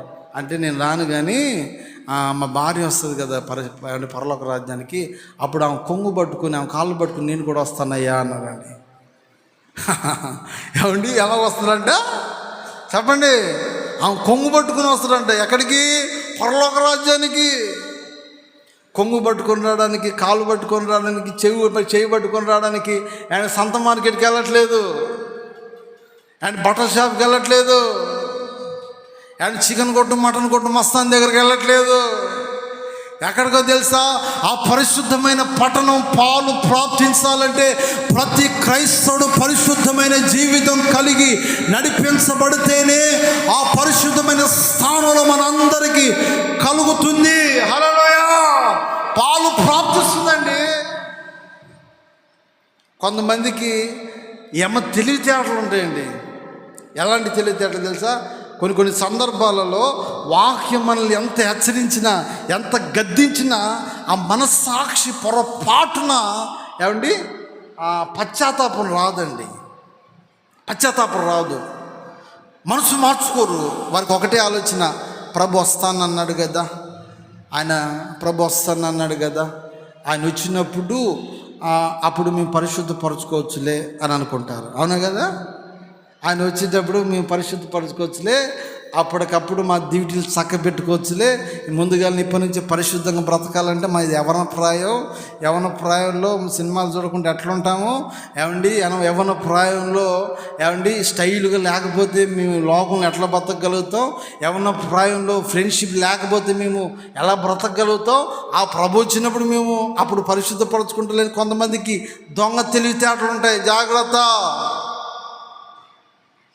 హల్లెలూయా! చెప్పండి గట్టిగా, హల్లెలూయా! ఇట్లనే ఓ పాస్టర్ గారు వాక్యం చెబుతా ఉన్నాడు. ఏమన్నా తెలుసా? ఇదిగో నేను త్వరగా వచ్చుతున్నాను. ఏమని చెబుతున్నాడండి? సబ్జెక్ట్ టైటిల్ వచ్చేసి ఇదిగో, అందరు అనండి, ఇదిగో నేను త్వరగా వచ్చుతున్నాను. ఎలా వస్తున్నాను తెలుసా? దొంగ వలె వస్తున్నాను అనండి. నేను దొంగ వలె వస్తున్నానని ఒక పాస్టర్ గారి టైటిల్ తీసుకొని సబ్జెక్ట్ చెబుతూ ఉన్నాడు. ఇక పాస్టర్ గారు వాక్యం చెప్తున్నాడు, ఇదిగో సంగమా నేను దొంగ వలె వస్తున్నాను, నేను దొంగ వలె వస్తున్నానని చెప్తుంటుంటే ఒక పేపర్ రాసుకొని వచ్చాడండి. ఒక పేపర్ ముక్కలో సబ్జెక్ట్ రాసుకున్నాడు. ఒక పేపర్ ముక్కలో సబ్జెక్ట్ రాసుకొని వచ్చాడు పాస్టర్ గారు. బయట ఉన్న పక్కన ఉన్న పిల్లోడు వీడి తెలివితేటలు ఎక్కువైపోయి పాస్టర్ గారికి చెమట పడుతుందని చెప్పేసి టేబుల్ ఫ్యాన్ ఆన్ చేశాడు. పాస్టర్ గారికి చెమట పడుతుందని టేబుల్ ఫ్యాన్ ఆన్ చేశాడు. ఈ ఉన్న పేపర్ ఎగిరిపోయింది. ఈ ఉన్న పేపర్ ఏమైపోయింది? ఎగిరిపోయింది. ఇక చూడు, పాస్టర్ గారికి ఆ పేపర్ దొరకట్లే, సబ్జెక్ట్ మూలవాక్యం చదివించాడు. ఇదిగో సంగమా నేను దొంగ వలె వస్తున్నాను అంటున్నాడు. ఆ పులిపిడి కింద చూస్తున్నాడు, అక్కడ కనిపించట్లేదు. సంగమా నేను దొంగ వలె వస్తున్నాను అని చెప్పేసి ఇటు చూశాడు, ఇక్కడ పేపర్ కనిపించాడు. సంగమా నేను దొంగ వలె వస్తున్నా అని చెప్పేసి ఇటు చూశాడు, పేపర్ కనిపించలే. సంగమా ఇదిగో నేను వస్తున్నాను, ఇదిగో నేను వస్తున్నాను అని ఆ ముందుకు అట్లా చూశాడండి. ఈ బల్పిడితో సహా ముందు వెళ్ళిపోయాడు. ఏమంటే ఈ బల్పిడంతో సహా ముందు వెళ్ళిపోయాడు. ఆ ముందు పాపం తల్లిగారు కూర్చుంది. ఆ మూతి పనులు రాలే, మూతి పనులు రాలిపోయినాయి. ఆ మూతిట్లో పెట్టుకొని పాస్ గారు భయపడి, అమ్మ తల్లి సారీ అమ్మ, నన్ను క్షమించమ్మా, సారీ అమ్మ నువ్వేమనుకోద్దమ్మా, నన్ను క్షమించమని పాస్ గారు భయపడి ఆ తల్లి గారిని బతిలాడుతున్నాడు. ఆ తల్లి అంటది, అయ్యా మీరెందుకయ్యా సారీ చెప్తారు, మీరేం చేశారే సారీ చెప్తారు, ఇందాక నుంచి నేను వస్తున్నానంటే ఇన్ను కూర్చున్నాను చూడు, నా బుద్ధి తక్కువ, నేను శుభ్రంగా లేచి వెళ్ళిపోయి ఉంటే నా పూర్తి పనులు రాలిపోయాయి కాదు కదా. అంటే నేను దొంగ వలె వస్తున్నాను. హల్లెలూయా! చెప్పండి గట్టిగా, హల్లెలూయా! కొంతమంది తెలివితేటలు ఎక్కువ, దేవుడు దొంగ వల్ల వస్తాడు, ఇంకా టైం ఉందిలే, ఇంకా మనం పరిశుద్ధపరచుకోవచ్చులే, ఇంకా మనము దేవుని ఎదుట ఏమండి ఆ సంపూర్ణంగా మార్చబడి ఇంత మనకు అవకాశం ఉందిలే, ఇది యవ్వన ప్రాయం, ఇది నడిమి ప్రాయం, ఇంకా వృద్ధాప్యానికి వెళ్ళిన తర్వాత మంచాన పడ్డ తర్వాత అండ్ కాళ్ళు చేతులు కుంటుబడి తినడానికి చేతులు అండ్ నోటి దగ్గర రాని లేని స్థితిలో అప్పుడు పడక గదిలో పడక మంచంలో కూర్చొని పరిశుద్ధపరుచుకుంటాను, ప్రార్థన చేసుకుంటాను, ప్రభుని అడుగుతాను అనుకుంటే అది కాదు. నువ్వు ఎప్పుడైతే ప్రార్థన మధ్యలో అడుగు పెట్టావో అది మొదలుకొని నువ్వు పరిశుద్ధపరచుకోవడం ప్రారంభించాలి. బుద్ధి కలిగిన కన్యకలు, బుద్ధి లేని కన్యకలు ఉన్నారు. వారు కూడా ఈ సావు తెలివితేటలు ఉన్నాయండి. 10 మంది కన్యకలు కనబడుతున్నారు, బుద్ధి లేని కన్యకలు, బుద్ధి కలిగిన కన్యకలు. ఈ బుద్ధి లేని వాళ్ళు ఏం చేశారు, ఆ దేవుడు వచ్చినప్పుడు చూసుకుందాం, పెళ్లి కుమారుడు వచ్చినప్పుడు చూసుకుందాం అని చెప్పేసి శుభ్రంగా ఆయన పీకల వరకు తిని పడుకున్నారండి. ఏం చేశారు, పీకల వరకు తిని పడుకున్నారు. బుద్ధి కలిగిన కన్యకలు ఏం చేశారు, అమ్మో పెళ్లి కుమారుడు వస్తాడన్నాడు, ఆయన వస్తానన్నాడు, మనం జాగ్రత్తగా ఉండాలి, మన డ్యూటీలు ఆరిపోకూడదు, మన డ్యూటీని చేత పట్టుకొని వెలిగించబడుతున్న ప్రకాశమానమైన దీపాల వలె మనం వెలిగిస్తూ నడిపించబడాలి, మనం పడుకోకూడదు, నిద్రపోకూడదు అని చెప్పేసి 5 బుద్ధి కలిగిన కన్యకలు మెలుగు కలిగి తమ డ్యూటీలు ఆరిపోకుండా మెలుగు కలిగి ఉన్నారండి. పెళ్లి కుమారు రాని వచ్చాడు. వస్తే ఏమండి ఆ బుద్ధి లేని కన్యకలు ఎడబడ్డారు, బుద్ధి కలిగిన కన్యకలు చెప్పండి, బుద్ధి కలిగిన ఎత్తబడ్డారు, బుద్ధి లేని కన్యకలు.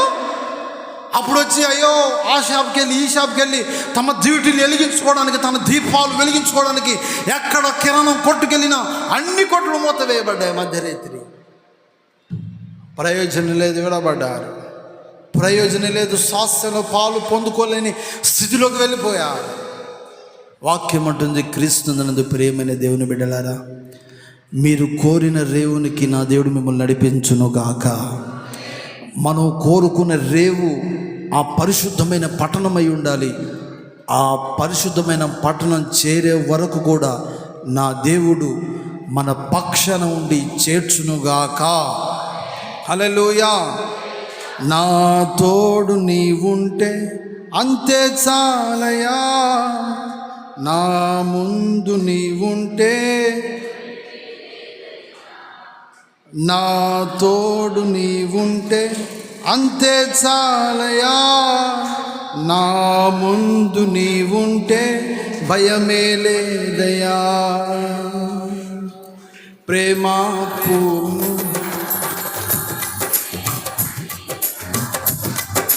విశ్వనాథుడా, విజయ వీరుడా, ఆపత్కాలము సర్వలోకమందున్న దీన జనాలు దీపము వెలుగు. చప్పట్లు. ఆనందిలో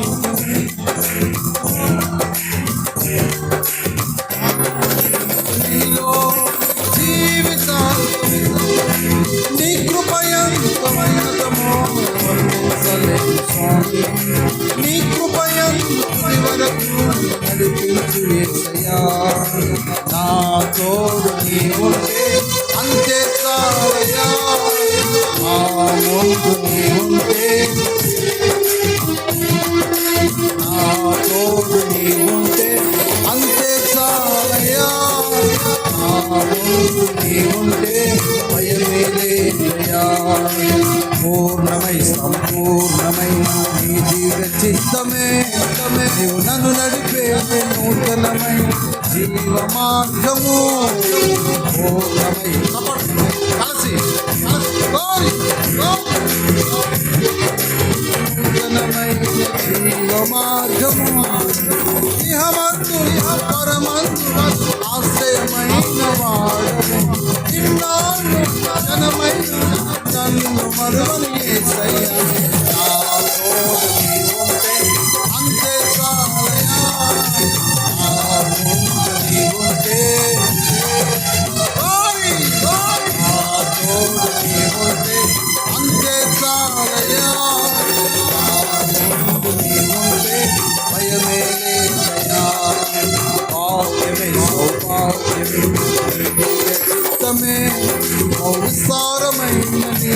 కృప నాపై చూపితివే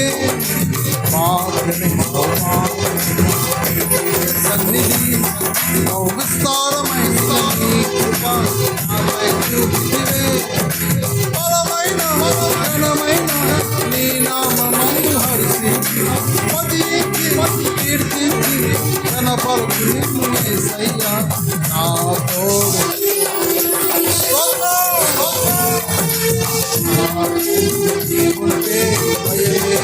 అందరు కలిసి అంతే కాదయ్యా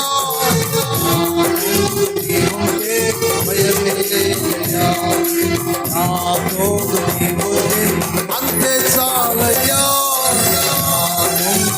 ఉంటే భయమే లేదయ్యా నిత్యము ప్రతినిత్యము నీ జ్ఞాపకాలతో నా అంతరంగమని కొలువై ఉన్నావులే నిత్యము తప్పడు అంతరంగమందు నీవు కొలువై ఉన్నావులే నిర్మలమైన నీ మనసే నా అంకితం నీతోనే నన్ను కొనిపోయే సయ్యా నా తోడు నీవు అంతే చాలయ్యా నా దేవుడు మీ ముందు నడవబోతున్నాడు నా తోడు నీవుంటే అంతే చాలయ్యా నా ముందు నీవుంటే నా తోడు నీవుంటే అంతే చాలయ్యా నా ముందు నీవుంటే భయమే లేదయ్యా నా తోడు నీవుంటే అంతే చాలయ్యా నా ముందు నీవుంటే నా దేవుని యెహోవా మీ ముందర నడవబోతున్నాడు మీ ముందర నడవబోతున్నాడు ప్రాకారాలను పడగొట్టబోతున్నాడు పారిపోవు రీతిగా కాకుండా యెహోవా మీ ముందర నడవబోతున్నాడు మీ పక్షాన దేవుడు యుద్ధము చేయబోతున్నాడు మీ ముందర నడవబోతున్నాడు గమ్యము చేరే వరకు మీ ముందర నా దేవుడిని యెహోవా నడవబోతున్నాడు అంతే చాలయ్యా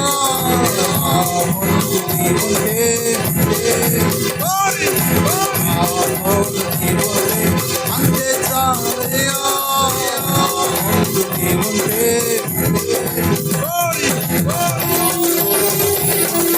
అంతే చాలయ్యా భయమే లేదయ్యా భయమే లేదు భయము లేదు దేవుని యెహోవాని పొందబోతున్నాడు ప్రతి భయం ప్రతి సమస్య ప్రతి కన్నీరు ప్రతి బాధ యేసు నామములో ప్రాణాలను పడగొట్టేవాడు మీ ముందర నడవబోతున్నాడు అంతే చాలయ్యా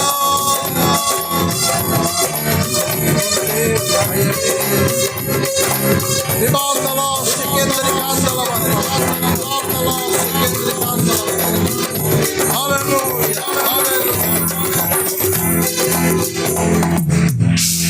భయమే లేదయ్యా హల్లెలూయా శబ్దం గట్టిగా హల్లెలూయా నీ ముందర నడుచువాడు చెప్పండి నీ ముందర నడుచువాడు యెహోవాయే అందరూ అనండి నీ ముందర నడుచువాడు యెహోవాయే నా దేవుడు ఇది మొదలుకొని నీ ముందర నా దేవుడు యెహోవా నడిపించబడును గాక మన ముందర నడిపించబడే దేవుడు ఏం చేస్తాడు ప్రాకారాలను పడగొడతాడు ఏ ప్రాకారాలతో నీ ఎదుట కట్టబడ్డాయో ప్రతి ప్రాకారాలని నా దేవుడు ఇది మొదలుకొని కూల్చనుగాక కుప్ప కూల్చునుగాక ఓ పర్వతమా జెరుబ్బాబెలును అడ్డగించుటకు నువ్వే పాటిదానవు నువ్వు చదును భూమి అగుదువుగాక నీ ఎదుటున్న ఏ ప్రాకారమైన చదును భూమి అగుదువుగాక పారిపోవు రీతిగా మీరు వెళ్ళరు యెహోవా మీ ముందర నడిపించబడుతున్నాడు యెహోవా మీ ముందర నడిపించబడుతున్నాడు. ఎందుకో తెలుసా? మీ పక్షాన నా దేవుడిని యెహోవా యుద్ధము చేయబోతున్నాడు. పగలు మేఘ స్తంభములో, రాత్రి అగ్ని స్తంభములో వారి ముందర దేవుడిని యెహోవా నడిపించబడ్డాడు. ఎందుకు అంటే వారు కోరిన రేవునికి వారిని తీసుకొని వెళ్ళాలని. వారు కోరిన రేవునికి వారిని తీసుకొని వెళుతున్నాడు. మనమందరం కోరుకుందాం, ఒక గోల్ పెట్టుకుందాం. ఆ పరిశుద్ధమైన ఆ స్థలంలో మనందరికీ పాలు ప్రాప్తించునుగాక. అందరూ మోకరించండి. చిన్న ప్రార్థన చేసుకుందాం. అందరూ మోకరించండి. తీర్మానం కలిగి ప్రార్థన చేసుకోండి. హల్లెలూయా, హల్లెలూయా, హల్లెలూయా.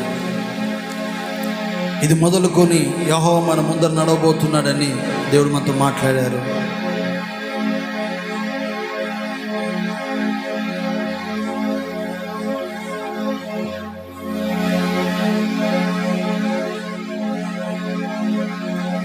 ఒక చిన్న ప్రార్థన చేసుకుందాం. హల్లెలూయా. యెహోవా మన ముందర నడుస్తాడని చెప్పాడు. ఆయన మన ముందర నడిస్తే ప్రాకారాలను పడగొడతాడని, పారిపో రీతిగా మీరు వెళ్ళరు అని యెహోవా మీ ముందర నడుస్తున్నాడు. మీ పక్షాన్ని యుద్ధము చేస్తాడు. పారిపో రీతిగా వెళ్ళరు. పగలు మేఘ స్తంభములోను, రాత్రి అగ్ని స్తంభములోను యెహోవా మిమ్మల్ని నడిపించబోతున్నాడు. కోరిన రేవునికి దేవుడు మనల్ని నడిపించాలని కోరుకుంటున్నాడు. ప్రార్థన చేసుకుందాం. దేవుడు మనతో మాట్లాడిన ప్రతి మాట బట్టి బిగ్గర స్తోత్రం చెల్లిద్దాం.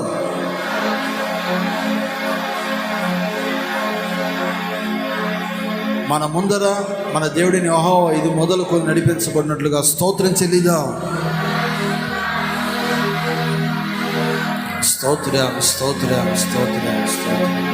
తండ్రి, కుమార, పరిశుద్ధాత్మ త్రియక దేవుడనేసే స్తోత్రాలు చెల్లిద్దాం.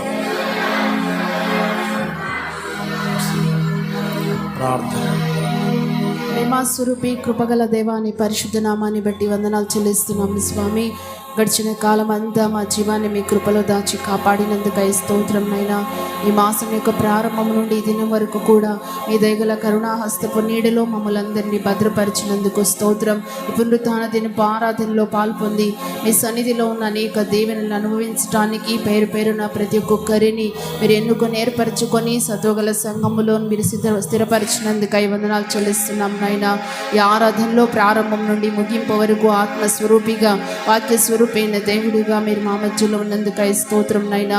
ప్రతి ఒక్కొక్కరి జీవితాలలో ఈ దినమందు మీ సన్నిధిలో చేరి ఆత్మతో సత్యముతో ఆరాధించడానికి మీరు ఇచ్చిన గొప్ప భాగ్యాన్ని బట్టి మీకు మరొకసారి కృతజ్ఞతాస్తుతులు చెల్లిస్తున్నాం స్వామి. అయ్యా, కూడి వచ్చిన ప్రతి ఒక్కొక్కరిని ఉద్దేశించి జీవము కలిగిన మాటలను మీరు మాకు పంచిపెట్టినందుకై మీకు స్తోత్రం నైనా. జుంటి తేనె ధారాల కన్నా మధురమైన మీ వాక్కులో ఉన్న సారమును అనుభవించగలిగేటట్లుగా మీ యొక్క ఉన్నతమైన కృపనిచ్చి ప్రభు మీ సేవకును బలపరిచి వాడుకొని జీవము కలిగిన మాటల ద్వారా మా ప్రాణములను తెప్పరిలా చేసినందుకై మీకు స్తోత్రం నైనా. అలసిన వారిని మాటల చేత ఊరడించి మీ దైవ జ్ఞానము కృపనిచ్చి వాడుకొని మీరు వాక్యమైన దేవుడిగా మా మధ్యలోనికి ప్రత్యక్షమై సెలవిచ్చిన వాక్కుల వరకు వందనాలు చెల్లిస్తున్నాం స్వామి. నీ ముందర నడుచువాడు యెహోవాయే, నేను విడివడు ఎడబాయనని సెలవిచ్చిన తండ్రి మీకు స్తోత్రం. మీరు మమ్మల్ని ఇంతవరకు విడివక ఎడబాయక ఇంతవరకు మాకు ముందుగా మీరు నడుచుచునైనా ఎన్నో గొప్ప కార్యాలు చేసిన మంచి దేవుడవు ప్రభువా. ఇక ముందు కూడా మా జీవితాలలో మాకు ముందుగా నడుచుచునైనా ఉన్నతమైన కార్యాలు మా పట్ల చేయబోతున్నందుకై మీకు స్తోత్రం. ప్రాకారములను పడగొట్టు దేవుడుగా మీరు మాకు ముందుగా నడుచుచున్నందుకై వందనాలు చెల్లిస్తున్నాం. ఎందరైతే సమస్యల ప్రాకారములలో ప్రభువా వలయాలలో చిక్కుకొని ఉన్నారో వారందరి పక్షాన మీరుండి ప్రభువా వాటన్నిటిని పడగొట్టుటకు శక్తిగల దేవుడవై ఉండి ఒక గొప్ప విడుదల కలుగ చేయబోతున్నందుకై స్తోత్రం చెల్లిస్తున్నాం. ఎంతమంది జీవితాలలో వ్యాధి అనే ప్రభు ప్రాకారములతో ప్రభు ఆర్థిక సమస్యలనే ప్రాకారములతో కట్టబడి విడుదల లేని స్థితిలో ఉంటున్నారు వారందరి పక్షాన